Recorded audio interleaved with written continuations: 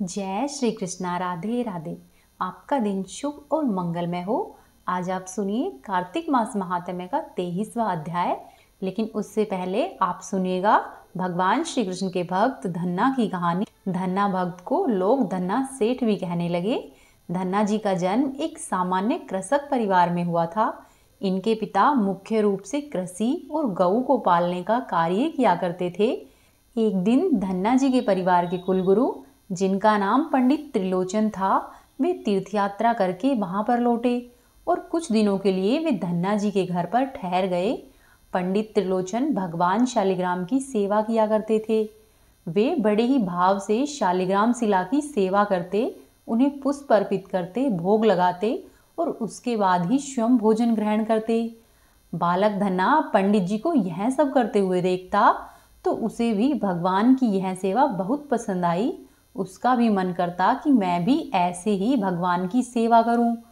कुछ दिनों के बाद जब पंडित जी वापस जाने लगे, तब बालक धन्ना पंडित जी के भगवान शालिग्राम की जिद करने लगा और कहने लगा कि मुझे तो ये ठाकुर जी चाहिए। परंतु पंडित जी अपने ठाकुर जी कैसे दे सकते थे।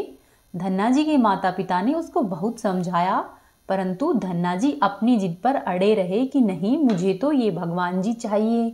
अंत में लोगों ने पंडित जी से कहा कि अरे, यह तो बालक है, इसे शालिग्राम जैसा और कुछ देकर बहका दो। अगले दिन जब पंडित जी नदी में स्नान करने गए तो वहां से वापस आते समय एक गोल मटोल थोड़ा बड़ा सा काले रंग का पत्थर लेकर आ गए और वे धन्ना जी के पास आकर बोले कि मैं तुम्हें अपने ठाकुर जी दे दूंगा, लेकिन मेरे पास दो ठाकुर जी है, बड़े वाले और छोटे वाले। अब तुम बताओ कि तुम्हें कौन सा ठाकुर जी चाहिए।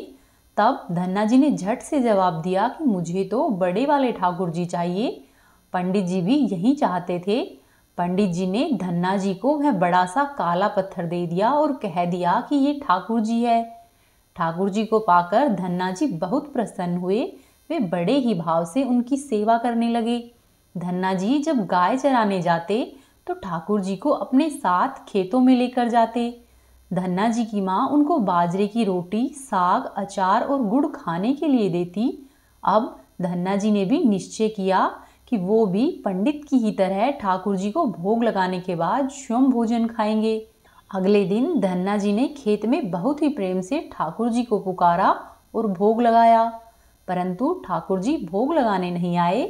तब धन्ना जी ने निश्चय किया कि जब तक ठाकुर जी स्वयं प्रकट होकर भोग नहीं लगाते, मैं भी भोजन ग्रहण नहीं करूंगा। जब ठाकुर जी ने धन्ना जी की रोटी का भोग नहीं लगाया तो धन्ना जी ने शाम हुई तो वह रोटी अपनी गाय को खिला दी। 3 दिनों तक ऐसा ही चलता रहा। न ठाकुर जी भोग लगाने आते और न ही धन्ना सेठ भोजन ग्रहण करते। चौथे दिन धन्ना जी की माताजी फिर से रोटी लेकर आई। अब धन्ना जी खेतों में जोर जोर से रोने लगे और ठाकुर जी से गुहार लगाने लगे। वे बोले कि हे ठाकुर जी, आप तो बड़े हैं, आप तो रोज ही 56 भोग जीमते होंगे, परंतु मैं तो बालक हूँ और 3 दिन से भूखा हूँ और भूख के कारण मैं बहुत परेशान हूँ। क्या आपको मुझ पर दया नहीं आती? मुझ पर दया करके थोड़ा भोग लगा लो, जिससे मैं भी कुछ खा सकूं। पंडित जी ने कहा है कि आपको खिलाए बिना कुछ नहीं खाना है, इसीलिए पहले आप खा लो, उसके बाद ही मैं खाऊंगा। धन्ना जी की इस तरह से भोलेपन से की गई प्रार्थना सुनकर भगवान श्री कृष्ण साक्षात प्रकट हो गए और अपने ठाकुर जी को देखकर धन्ना सेठ बहुत प्रसन्न हुआ। उन्होंने ठाकुर जी को माँ की दी हुई बाजरे की रोटी, साग और गुड़ खाने के लिए दिया। ठाकुर जी ने बड़े ही चाव से रोटी खाई। 4 रोटियों में से 2 रोटी ठाकुर जी ने खा ली, लेकिन जब तीसरी रोटी ठाकुर जी खाने लगे तब धन्ना जी ने उनका हाथ पकड़ लिया और कहा कि सारी रोटियां आप ही खा जाएंगे, मुझे भी तो भूख लगी हुई है, मैंने तो 4 दिनों से कुछ भी नहीं खाया। अब 2 रोटी आपने खा ली है और 2 रोटी मैं खाऊंगा। यह सुनकर भगवान श्री कृष्ण मुस्कुराने लगे और बची हुई 2 रोटियां धन्ना जी ने खाई। अब तो उसका रोज का यह नियम हो गया। धन्ना जी जब भी गाय चराने जाते तो खेतों में जाकर ठाकुर जी के साथ ही भोजन करते।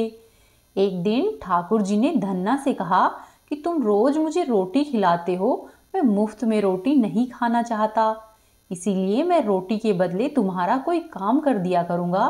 तब धन्ना जी ने कहा कि मैं तो केवल बालक हूँ, गाय चराना ही जानता हूँ, मैं आपको क्या काम बता सकता हूँ। तब ठाकुर जी बोले कि मैं ऐसा करता हूँ, तुम्हारी गाय ही चरा देता हूँ। उस दिन के बाद से ठाकुर जी धन्ना की गाय चराने लगे। एक दिन धन्ना जी ने ठाकुर जी से पूछा कि आप मुझे अपने हृदय से क्यों नहीं लगाते।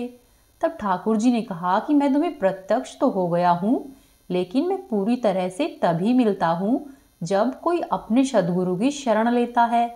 अभी तक तुमने किसी भी गुरु की शरणागति ग्रहण नहीं की है, इसीलिए मैं तुम्हें अपने हृदय से नहीं लगा सकता। तब धन्ना जी बोले कि मैं तो जानता ही नहीं हूँ ये गुरु क्या होते हैं, फिर मैं अपना गुरु किसे बनाऊं। तब ठाकुर जी बोले कि काशी में जगत गुरु श्री रामानंदाचार्य जी मेरे ही स्वरूप में विराजमान है, तुम वहां पर जाकर उनकी शरणागति ग्रहण करो। ठाकुर जी के कहे अनुसार धन्ना जी ने काशी में जाकर श्री रामानंदाचार्य जी की शरणागति ग्रहण की। उस समय धन्ना जी की आयु 15 या 16 वर्ष के आसपास थी। श्री रामानंदाचार्य जी ने धन्ना जी को अपने शिष्य के रूप में स्वीकार कर लिया और उन्हें आदेश दिया कि अब तुम अपने घर पर चले जाओ। धन्ना जी बोले कि गुरुजी, अब मैं घर पर नहीं जाना चाहता, आप मुझे घर जाने का आदेश क्यों दे रहे हैं। तब गुरुजी बोले कि धन्ना, अगर तुम यहाँ पर रहकर भजन करोगे तो केवल तुम्हारा ही कल्याण होगा, लेकिन अगर तुम अपने घर पर जाकर खेती किसानी करते हुए अपने माता पिता की सेवा करते हुए भजन करोगे तो तुम्हारे साथ साथ और कई जीवों का उद्धार होगा। गुरुजी के इस तरह के आदेश पर धन्ना जी अपने घर पर लौट आए। इसके बाद जैसे ही धन्ना जी घर पर पहुंचे, ठाकुर जी ने उन्हें अपने हृदय से लगा लिया। धन्ना जी बड़े प्रसन्न हुए और इसके बाद धन्ना जी खूब मन लगाकर संत सेवा करने लगे। जब भी उनके गांव में कोई साधु या संत आते तो धन्ना जी उन्हें अपने घर पर ले जाते और बड़े ही प्रेम से उनकी सेवा करते और उन्हें भोजन खिलाते। संतों की सेवा करने के कारण अब उनके घर पर दूर दूर से साधु और संत पधारने लगे। धन्ना जी उन सभी का बड़े ही प्रेम से सत्कार करते और उन सभी को भोजन कराते। एक दिन धन्ना जी के पिताजी ने उनसे कहा कि देखो भाई, हम लोग गृहस्थ लोग हैं, यदि महीने में एक आध बार कोई साधु आ जाए तो हम उनकी सेवा भी कर दे और उन्हें भोजन भी करवा दे, लेकिन तुम्हारी इन साधुओं से ऐसी दोस्ती हो गई है कि हर दूसरे दिन कोई न कोई साधु चला आता है और अपने साथ एक दो को और लेकर आता है। यह ठीक बात नहीं है। हम अपनी खेती बाड़ी का काम करें या फिर इन साधुओं की सेवा करें। तुम तो अभी बालक हो, कुछ कमाते नहीं हो, तुम्हारा पालन पोषण भी हम ही करते हैं और ऊपर से तुम इन साधुओं को बुला लाते हो। इस प्रकार इन निठल्ले साधुओं की सेवा करना ठीक नहीं है। इसीलिए एक बात कान खोलकर सुन लो, आज के बाद यदि तुम किसी भी साधु को घर पर लेकर आए तो मैं उन्हें अपने घर में नहीं घुसने दूंगा। यदि तुम्हें साधुओं की सेवा करनी है तो पहले कुछ कमाई करो और फिर अपनी कमाई से साधुओं की सेवा करना। पिताजी की इस तरह की बातें सुनकर धन्ना जी उदास हो गए और चुपचाप खड़े हो गए। तब पिताजी ने धन्ना जी को डांटते हुए कहा कि आज के बाद किसी साधु को घर में लेकर मत आना। अब जाओ और जाकर खेतों में गेहूं बो कराओ। खेत तैयार है, बोरियों में बीज का गेहूं रखा हुआ है, उसे बैलगाड़ी में रखकर ले जाओ और खेतों में जाकर बो दो। धन्ना जी ने पिताजी के कहे अनुसार ही किया। बैलगाड़ी में गेहूं की बोरियां रख ली और खेत में बोने के लिए चल दिए। धन्ना जी थोड़ी ही दूर चले थे कि उन्हें मार्ग में 5-6 साधुओं की टोली आती हुई दिखाई दी। धन्ना जी ने बैलगाड़ी से उतरकर उन्हें साष्टांग प्रणाम किया। संतों ने धन्ना जी को आशीर्वाद दिया और पूछा कि बेटा, इस गांव में धन्ना जी का घर कौन सा है? सुना है वे जगत गुरु श्री रामानंदाचार्य जी के शिष्य है और बहुत ही छोटी उम्र में उन्होंने भगवान का दर्शन पा लिया है। हम भी उनके दर्शन करना चाहते हैं। यह सब सुनकर धन्ना जी संकोच में पड़ गए और वे हाथ जोड़कर बड़ी ही विनम्रता से बोले कि महाराज, मुझे ही लोग धन्ना भक्त कहते हैं। संत बोले कि भगवान ने हम पर बड़ी कृपा की है, हम जिनसे मिलने आए थे वे हमें स्वयं मिल गए। निश्चित ही आप ऐसे ही भक्त हैं जैसा आपके विषय में सुना था। आप में कितनी विनम्रता है। चलिए आपके घर पर चलते हैं, वहीं पर बैठकर आपसे चर्चा करेंगे। तब धन्ना जी सोचने लगे कि अभी पिताजी ने साधुओं को घर लाने से मना किया है। यदि मैं खेतों में बीज बोने के बजाय इन साधु संतों को घर पर लेकर गया तो पिताजी आसमान सर पर उठा लेंगे और इन साधुओं को भी भगा देंगे। तब धन्ना जी कुछ विचार करके बोले कि महाराज, घर पर अभी कोई नहीं है, मैं भी खेतों ही की तरफ जा रहा हूँ, आप भी मेरे साथ वहीं पर चलिए। तब संत बोले कि ठीक है, हमें तो आपसे मिलना है, आप जहाँ भी लेकर चलेंगे हम वहीं चलेंगे। फिर धन्ना जी सभी साधुओं को अपने साथ खेतों में ले गए। खेत में एक पेड़ के नीचे बने हुए चबूतरे पर साधुओं को बिठाकर बोले कि महाराज, आप यहीं पर कुछ देर विश्राम कीजिए, तब तक मैं आपके भोजन की व्यवस्था करता हूँ। ऐसा कहकर धन्ना जी वहाँ से बैलगाड़ी लेकर चले गए। बैलगाड़ी लेकर धन्ना जी सीधे बनिए की दुकान पर पहुँचे। वहाँ पर उन्होंने बैलगाड़ी में बीज वाला गेहूँ जो कि खेत में बोने के लिए रखा था, उसे बनिए को बेच दिया और उससे दाल बाटी और चूरमा बनाने का सारा सामान खरीद लिया। सामान लेकर धन्ना जी खेत में पहुँचे और वहाँ पर उन्होंने संतों के साथ मिलकर बहुत बढ़िया दाल बाटी और चूरमे का प्रसाद बनाया। भगवान को भी प्रसाद का भोग लगाने के बाद बड़े ही प्रेम से उन्होंने सभी संतों को भोजन करवाया। इसी बीच भगवत चर्चा भी होती रही। संतों को भोजन करवाने के बाद बड़े ही प्रेम से उन्हें विदा भी कर दिया। संतों के जाने के बाद धन्ना जी सोचने लगे कि बीज वाले गेहूं तो बेचकर संतों को भोजन करा दिया है, अब मैं खेतों में क्या बोऊं। अगर पिताजी से फिर से बीज मांगने गया तो पिताजी बहुत नाराज होंगे। यह सोचकर धन्ना जी ने बोरियों में रेत भर ली और आसपास के लोगों को दिखाने के लिए उस रेत को ही खेत में बोने लगे। धन्ना जी ने राम राम का नाम लेते हुए शाम तक बोरियों की सारी रेत खेत में छिड़क दी। आसपास के खेत वाले देख रहे थे कि धन्ना जी खेतों में गेहूं बो रहे हैं, परंतु वे तो वास्तव में खेत में रेत बो रहे थे। खेत बोने के बाद धन्ना जी बड़े ही प्रसन्न मन से अपने घर की ओर चल दिए। वे सोचने लगे कि खेतों में तो कुछ उगना ही नहीं है, तो मुझे देखभाल भी नहीं करनी पड़ेगी। घर पर पिताजी ने पूछा कि खेत बो आए? तब धन्ना जी बोले कि हाँ पिताजी, मैं बो आया। कुछ दिनों के बाद धन्ना जी के पिताजी और गांव के कुछ बड़े बूढ़े लोग धन्ना जी के पास आए और बोले कि तुमने खेत कैसे बोया है? ऐसी फसल तो हमने अपने जीवन में आज तक नहीं देखी। ऐसा लगता है जैसे गेहूं का एक एक दाना नाप नाप कर समान दूरी पर बोया गया है और सारे दाने उगाए हैं। इतनी सुंदर फसल तो हमने आज तक नहीं देखी। ये सब तुमने कैसे किया? तब धन्ना जी सोचने लगे कि ये सब लोग मुझे ताने मार रहे हैं, खेत में तो कुछ उगा ही नहीं होगा, इसीलिए ऐसी बातें बोल रहे हैं। तब धन्ना जी स्वयं खेत पर गए और वहां जाकर देखा तो वे आश्चर्यचकित हो गए। उन्होंने देखा कि जिस खेत में उन्होंने रेत बोई थी वहां पर फसल उगी हुई है और ऐसी सुंदर फसल उन्होंने भी कभी नहीं देखी थी। फसल को देखकर धन्ना जी को भगवान की कृपा का एहसास हुआ और उसकी आंखों से आंसू निकल आए। धन्ना जी जोर जोर से रोने लगे। जब धन्ना जी के पिताजी और अन्य गांव वालों ने रोने का कारण पूछा तब धन्ना जी ने रोते हुए सारी घटना कह सुनाई। धन्ना जी बोले कि पिताजी, जिस दिन आपने संतों को घर लाने से मना किया था और खेत में बोने के लिए गेहूं दिया था, उसी दिन खेत की तरफ जाते हुए मुझे कुछ संत मिले थे। मैंने उन संतों को खेत पर ठहराया और बीज को बनिए को बेचकर संतों को भोजन करवा दिया। इसके बाद मैंने खेतों में रेत बो दी। रेत बोने के बाद यह फसल कैसे उगाई मुझे नहीं मालूम है। धन्ना जी की बात सुनकर उनके पिताजी की आंखों से भी आंसू निकल आए और वे बोले कि मेरे धन्य भाग है जो मेरे घर में इतने अच्छे पुत्र ने जन्म लिया है। आज के बाद हम तुम्हें नहीं रोकेंगे।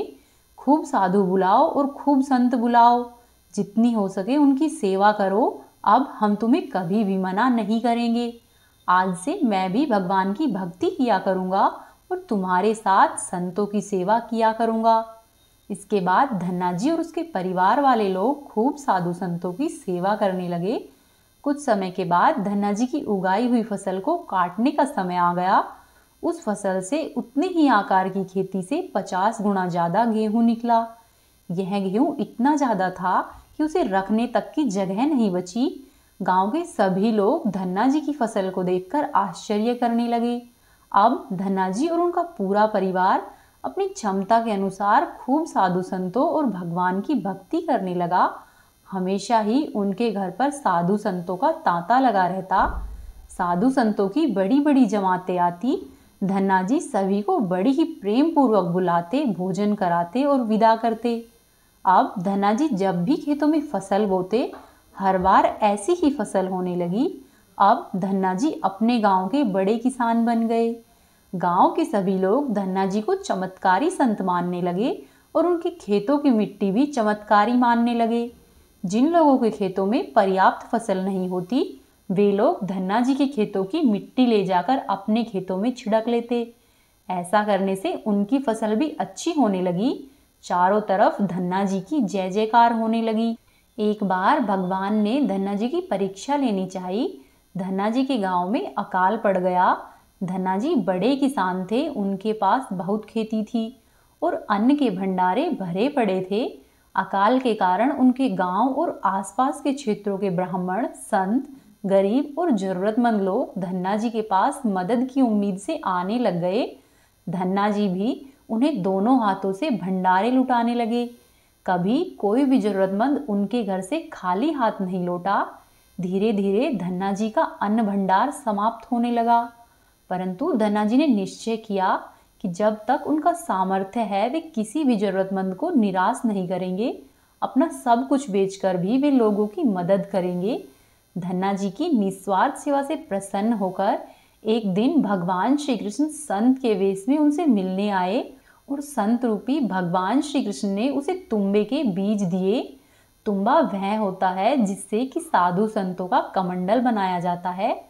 और भगवान श्री कृष्ण उससे बोले कि धन्ना जी, इन बीजों को अपने खेतों में बो दो और जब इनकी फसल पक जाए तो उससे जो भी प्राप्त हो उसे लोगों की सेवा में खर्च करना। धन्ना जी ने ऐसा ही किया। संत की आज्ञा मानकर उन्होंने तुम्बा के बीज खेतों में बो दिए। गांव के लोग कहने लगे कि लगता है धन्ना जी पागल हो गए हैं, ऐसे भीषण काल में फसल बो रहे हैं और वो भी तुम्बा की। इस कड़वे तुम्बा को तो पशु भी नहीं खाते, यह तो केवल कमंडल बनाने के ही काम आता है। यदि ऐसी फसल उग भी गई तो उसका हमें क्या फायदा होगा। परंतु धन्ना जी ने संत के कहे अनुसार अपने खेतों में तुम्बा के बीज बो दिए। कुछ दिनों के बाद तुम्बा की फसल उगाई। सभी लोग आश्चर्य करने लगे कि ऐसी भीषण काल में पानी के बिना कोई फसल कैसे उग सकती है। कुछ ही दिनों में देखते ही देखते धन्ना जी का खेत हरा भरा हो गया। इसी बीच धन्ना जी जरूरतमंदों की सेवा करते रहे। धन्ना जी ने अपना सारा अन्न भंडार सेवा में लुटा दिया। उनके घर में जो भी फसलों के बीज रखे थे, उन्होंने वे भी संतों के भोजन के लिए दान कर दिए। अब उनके पास अपने परिवार के गुजारे लायक भी अन्न नहीं बचा था। गांव के लोग कहने लगे कि बड़ा मूर्ख है धन्ना, जो सारा ही अन्न लुटा दिया, अपने परिवार के लिए कुछ भी नहीं रखा और इसने फसल भी बोई तो तुम्बा की, जिसे कि कोई खा भी नहीं सकते। धन्ना जी को लोगों की बातों से कोई फर्क नहीं पड़ा। वे तो भगवान का नाम लेते रहते और लोगों की मदद करते रहते। एक दिन ऐसा आया जब धन्ना जी के खेतों में लगी हुई फसल पक गई। उनके खेतों में तुम्बा के बड़े बड़े फल दिखाई दे रहे थे। धन्ना जी ने सोचा कि अब दान करने के लिए तो कुछ बचा ही नहीं है। अब इन तुम्बा से ही कमंडल बनाकर मैं संतों को दे दिया करूँगा। तब धन्ना जी ने खेतों में लगे हुए सभी तुम्बा के फल तोड़े और उन्हें अपने घर पर लेकर आ गए। घर आकर जैसे ही उन्होंने एक तुम्बा को कमंडल बनाने के लिए काटा, उन्होंने देखा कि तुम्बा हीरे, मोती, जवाहरात और कीमती रत्नों से भरा हुआ था। तुम्बा को कीमती रत्नों से भरा हुआ देखकर धन्ना जी आश्चर्यचकित रह गए। उनके पास तो तुम्बा की पूरी फसल थी। उन्होंने देखा कि सभी तुम्बा के फसलों में ऐसे ही कीमती रत्न भरे हुए हैं। अब उनके पास इतने कीमती रत्न और जवाहरात हो गए थे जितने किसी राजा के पास भी नहीं थे। इस चमत्कार को देखने के बाद धन्ना जी को उन संत की याद आई जिन्होंने उन्हें तुम्बा के बीज दिए थे। उन संत ने कहा था कि इस फसल से जो भी प्राप्त हो उससे लोगों की सेवा करना। अब धन्ना जी उस धन से लोगों की सेवा करने लगे। वो फिर से दोनों हाथों से लोगों की मदद करने लगे। उस समय वहां पर अकाल कई वर्षों तक चला। उस समय धन्ना जी ने अपने घर और आसपास के सभी गांवों में लोगों को भोजन करवाने के लिए भंडारे करवाने शुरू कर दिए। आसपास के सैकड़ों गांवों के लाखों लोग वर्षों तक धन्ना जी के भंडारों में तीनों समय भरपेट भोजन किया करते। धन्ना जी ने अपने जीवन काल में उस धन से कई मंदिर, बावड़िया, तालाब और धर्मशालाएं बनवाई और हर तरह से साधु संतों और लोगों की मदद की। इस तरह लोग धन्ना जी को धन्ना सेठ कहकर बुलाने लग गए। धन्ना जी जैसा धनी आज तक कोई नहीं हुआ। वे धन और मन दोनों से ही अत्यधिक धनी थे। आज भी उनके नाम से अत्यंत ही धनी लोगों को धन्ना सेठ बुलाया जाता है। जो भी मनुष्य धन्ना भक्त की ही तरह निर्मल और शुद्ध मन से भगवान को पुकारते हैं, भगवान हर तरह से उनकी मदद करते हैं और उन्हें दर्शन देते हैं। तो प्रेम पूर्वक बोलिए श्री हरि विष्णु भगवान की जय। अब आप सुनिए कार्तिक मास महात्म्य के आगे की कथा। नारद जी राजा पृथु से बड़ी ही प्रेम पूर्वक कथा सुना रहे हैं और राजा पृथु बड़ी ही श्रद्धा से उन कथाओं का श्रवण कर रहे हैं। राजा पृथु ने नारद मुनि से कहा, हे मुनि श्रेष्ठ, आपने राक्षसी कला द्वारा मुक्ति पाए जाने का वृतांत मुझसे कहा है, जिसे मैंने ध्यान पूर्वक सुना है। हे नारद जी, यह काम उन दो नदियों के प्रभाव से हुआ है। अब आप मुझे उन दो नदियों के बारे में भी बताइए, मैं ये सब सुनने की इच्छा रखता हूँ। तब नारद जी बोले कि हे राजन, कृष्णा नदी साक्षात भगवान श्री कृष्ण महाराज का शरीर है और वेणी नामक नदी भगवान शंकर जी का शरीर है। इन दोनों नदियों के संगम का महात्म्य श्री ब्रह्मा जी भी वर्णन करने में समर्थ नहीं है। फिर भी आपने पूछा है, इसीलिए मैं इनकी उत्पत्ति का वृतांत आपको बताता हूँ। आप ध्यान पूर्वक सुनो। चाक्षुष मनवंतर के आरंभ में ब्रह्मा जी ने सह्य पर्वत के शिखर पर यज्ञ करने का निश्चय किया। वहां पर भगवान विष्णु, भगवान शंकर तथा समस्त देवताओं सहित यज्ञ की सामग्री लेकर उस पर्वत के शिखर पर वे चले गए। महर्षि भृंगु आदि ऋषियों ने ब्रह्म मुहूर्त में उन्हें दीक्षा देने का विचार किया। तत्पश्चात भगवान विष्णु ने ब्रह्मा जी की भार्या त्वरा को बुलवाया। वह बड़ी ही धीमी गति से आ रही थी। इसी बीच में भृंगु जी ने भगवान विष्णु से पूछा कि हे प्रभु, आपने त्वरा को शीघ्रता से बुलाया था, वह क्यों नहीं आई? उसके इस तरह से आने से ब्रह्म मुहूर्त निकल जाएगा। इस पर भगवान विष्णु बोले कि यदि त्वरा यथा समय यहाँ पर नहीं आती है तो आप ऐसा करें, गायत्री को ही स्त्री मानकर दीक्षा विधान कर दीजिएगा। गायत्री जी भी ब्रह्मा जी की पत्नी है। तब नारद जी कहने लगे कि हे राजा पृथु, भगवान विष्णु की इस तरह की बात का समर्थन भगवान शंकर जी ने भी किया। यह बात सुनकर भृंगु जी ने गायत्री को ही ब्रह्मा जी के दाईं ओर बिठाकर दीक्षा विधान आरंभ कर दिया। जिस समय ऋषिमंडल गायत्री को दीक्षा देने लगे, उसी समय ब्रह्मा जी की दूसरी पत्नी त्वरा भी यज्ञ मंडल में आ पहुंची। ब्रह्मा जी के दाईं ओर जब त्वरा ने गायत्री को बैठे हुए देखा तो वह ईर्ष्या से क्रोधित हो गई और त्वरा से बोली कि जहाँ पर अपूज्यों की पूजा और पूज्यों की अप्रतिष्ठा होती है, वहाँ पर दुर्भिक्ष, मृत्यु तथा भय तीनों अवश्य ही हुआ करते हैं। यह गायत्री ब्रह्मा जी के दाईं ओर मेरे स्थान पर विराजित हुई है, इसीलिए यह अदृश्य बहने वाली नदी होगी और आप सभी देवताओं ने बिना विचार किए हुए इसे मेरे स्थान पर बिठाया है, इसीलिए आप सभी जड़ रूप में नदियां होंगे। फिर नारद जी कहते हैं कि हे राजन, इस प्रकार त्वरा के श्राप को सुनकर गायत्री क्रोध से आग बबूला हो गई और अपने होठ चबाने लगी। देवताओं के मना करने पर भी गायत्री ने उठकर त्वरा को श्राप दे दिया। गायत्री बोली कि त्वरा, जिस प्रकार ब्रह्मा जी तुम्हारे पति है, उसी प्रकार मेरे भी पति है। तुमने व्यर्थ ही सबको श्राप दिया है, इसीलिए तुम भी नदी हो जाओ। तब देवताओं में खलबली मच गई। सभी देवता त्वरा को साष्टांग प्रणाम करके बोले कि हे देवी, तुमने ब्रह्मा आदि समस्त देवताओं को जो श्राप दिया है वह उचित नहीं है, क्योंकि यदि हम सब जड़ रूप से नदी हो जाएंगे तो फिर निश्चय ही यह तीनों लोग नहीं बच पाएंगे। क्योंकि तुमने श्राप बिना विचारे दिया है, इसीलिए तुम इस श्राप को वापस ले लो। तब त्वरा बोली कि हे देवगण, आपके द्वारा यज्ञ के आरंभ में गणेश पूजन न किए जाने के कारण ही यह विघ्न उत्पन्न हुआ है। मेरा यह श्राप कदापि खाली नहीं जा सकता, इसीलिए आप सभी अपने अंगों से जड़ीभूत होकर अवश्य ही नदियाँ बनेंगे। हम दोनों सोतने भी अपने अपने वंशों में पश्चिम में बहने वाली नदियाँ बनेंगी। फिर आगे नारद जी कहते हैं कि हे राजा पृथु, त्वरा से यह वचन सुनकर भगवान विष्णु, शंकर आदि सभी देवता अपने अपने अंशों से नदियाँ बन गए। भगवान विष्णु जी के अंश से कृष्णा और भगवान शंकर के अंश से वेणी और ब्रह्मा जी के अंश से ककुदमौती नामक नदियाँ उत्पन्न हुई। समस्त देवताओं ने अपने अंशों को जड़ बनाकर वहीं पर सह्य पर्वत पर फेंक दिया। फिर उन लोगों के अंश पृथक पृथक रूप से नदियों के रूप में बहने लगे। देवताओं के अंशों से सहस्त्रों की संख्या में पश्चिम की ओर बहने वाली नदियाँ उत्पन्न हो गई। गायत्री और त्वरा दोनों ही पश्चिम की ओर बहने वाली नदियाँ होकर एक साथ बहने लगी। उन दोनों का नाम सावित्री पड़ा। ब्रह्मा जी ने यज्ञ स्थान पर भगवान विष्णु तथा भगवान शंकर की स्थापना की।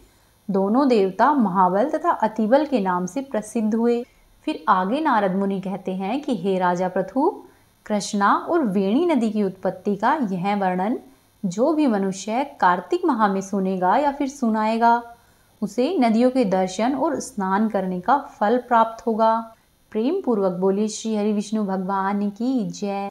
ये थी आज की कथाएं। उम्मीद है आपको पसंद आई होगी।